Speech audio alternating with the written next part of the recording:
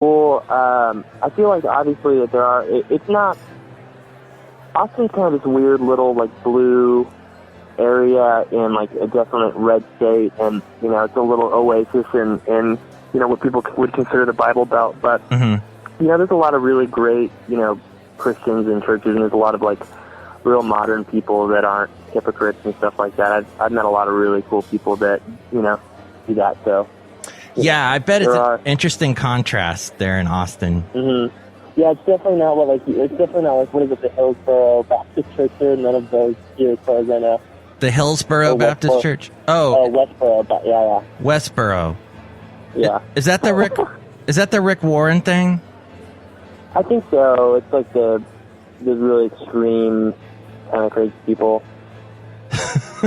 Now, I have always wanted to go to Austin. I used to know. Okay. I used to work in Alabama. I worked at a radio station there, and I worked with a girl named Mecca Music, and she was from Austin. And yeah, her name really was Mecca Music. Her parents. Wow, I thought that was just like a DJ name. I didn't even question it. Yeah, it's weird. But she used to tell me all the time about Austin and how great it is. So I need to go there. Yeah, it's incredible. It's really incredible. There's a lot of cool things that you can do if you're a foodie or you like cool vibes, definitely. A fruity? A foodie. A foodie. Although I imagine there's lots of good things to do if you're a foodie, too.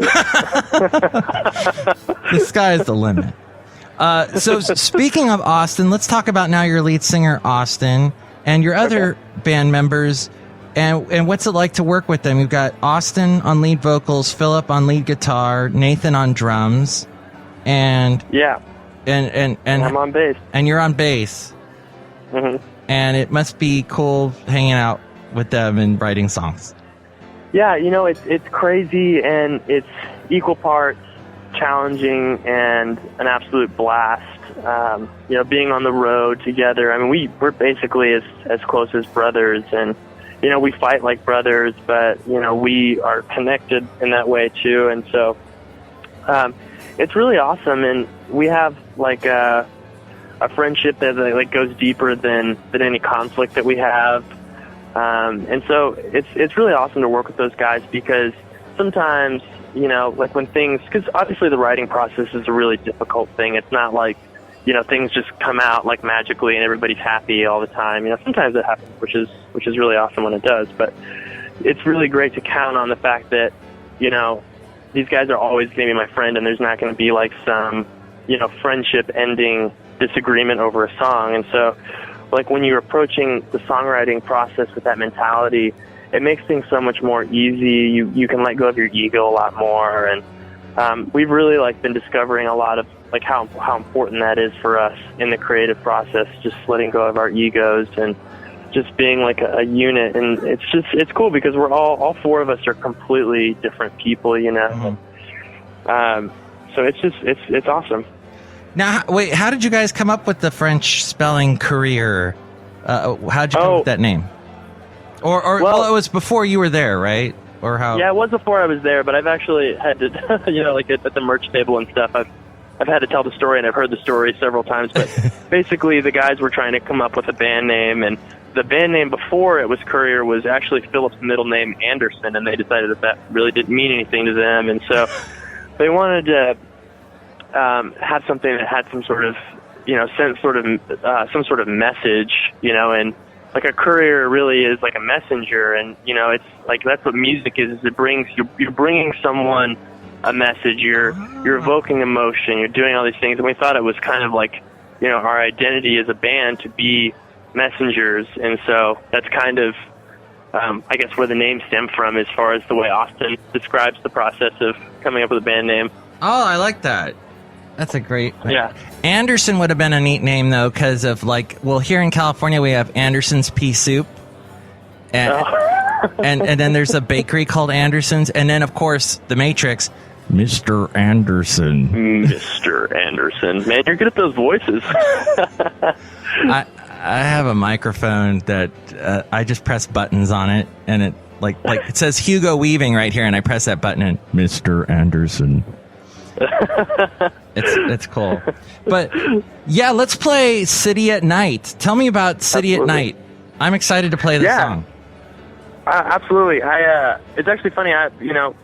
That was a song that kind of started in my brain and then took to the band. And it's about the first time we ever went to New York City as a band, and just kind of driving through. We got there at night and just feeling like the electricity of like the big city. Yeah. And this whole record is about home, but it's also about our like love affair with this city. And so the City at Night's kind of about being lost and being beckoned by like this really elusive creature that is New York. And so that's kind of the thought process behind the City at Night. I don't want to give too much away.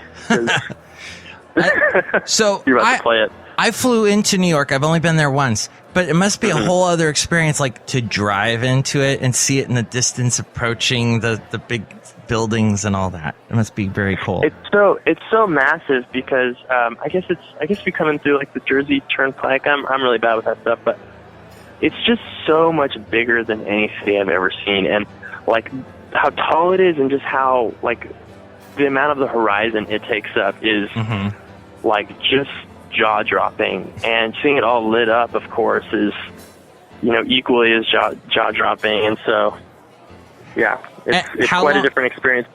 How long were you there for? Oh, let's see. I'm trying to think of what show we were playing there. We've been there probably 24 times since then. So that's our favorite place to play.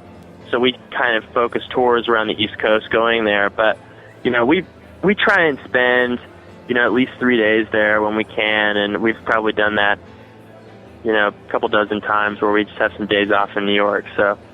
And this is like part of a tour where you're like in a van driving around from Austin up to the East Coast, and wow. Yeah. Good old-fashioned get in a van and drive up the East Coast tour. You must have a really good story. Or some stories from that. My gosh. Yeah, I mean, geez. There's a zillion things. I'm just blanking on them all, but... well, think about it. Think about it, and think about something, and I'll play City at Night, and then maybe something will pop into your head while we're playing it. Great. Yeah, I can think of something. So this is Courier and City at Night from, you can check out the website courriermusic.com. And this album was the Cathedrals. It's Cathedrals of Color, Color. It's our second record, and it's about 1.5 years old, and Cool, and it's Courier on Mike's Daily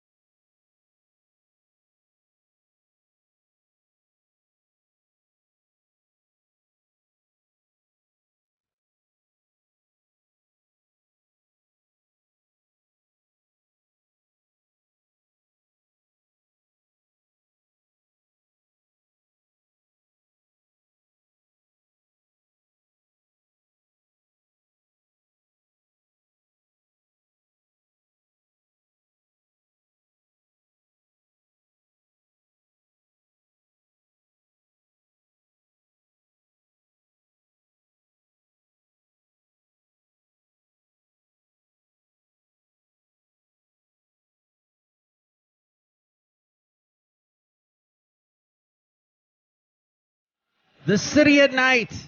That is the band COURRIER.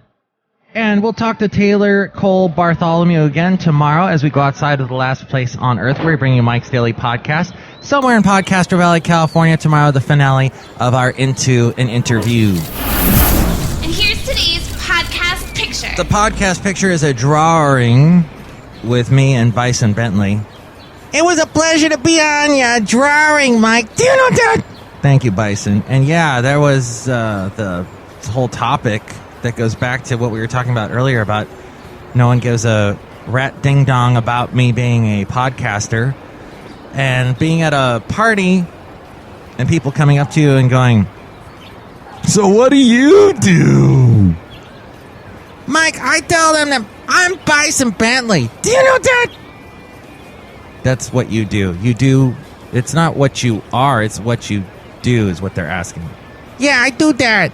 See? So that's what we should just tell them is I do this human impression. I am this. Therefore, leave me alone. And then that will make them just go freak and walk away. So maybe that's what I'll do in parties from now on. Mike, that's a great suggestion. What an idea. Do you know that? Mike Matthews, can I talk to you for a second? Sure. What is it, Chely? I think, Bison Bentley is, so hot. You guys have never gone out? No, Mike Matthews. Whoa. I never knew that. I went out with Valentino, but don't tell him. Oh. Bison, I think Chely would like to speak with you over here. Hi, Chely. This is Bison Bentley. Do you know that? On second thought, that, thing he says all the time is really, annoying. Oh, and I thought this was going to turn into another rendition of The Notebook. Oh, well. Tomorrow, the finale of my Into an Interview with COURRIER. Plus, we will hear from the disgruntled fiddle player, the brewmaster, and Benita.